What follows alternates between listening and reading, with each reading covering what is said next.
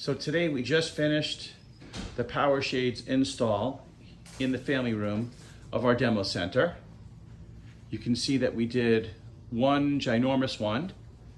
We did the cassette style with the fabric on top. We went all around and did it here. You can see from looking at it, we have these installed too.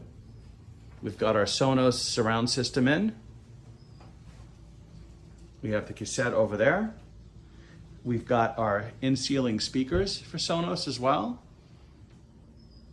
So the remodel's almost done. All that's left to do is to hang some pictures. Well, we've got them all set up, so let's see if these babies work.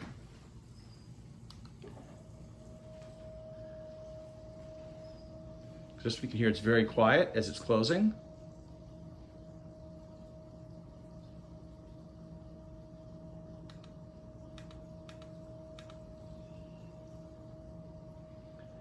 And we did some light filtering shades instead of complete blackout because we really just wanted to create atmosphere and create privacy. And now we're going to do the other two together by just using our channel 0 that's set. And we can see both of these guys going down. The one on the left.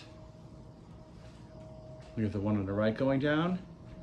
You can see very quiet, smooth operation.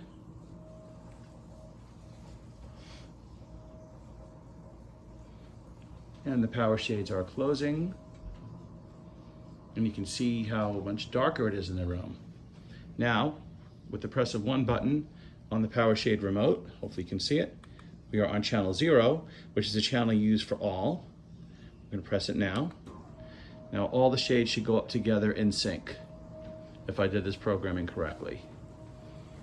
And we set the travel on it to be just underneath the cassette style on the top.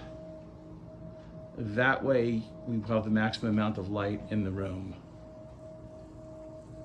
Going up, you can see all the way up, and the big one too. Well, that's Intelligent Automation's demo of Powershades.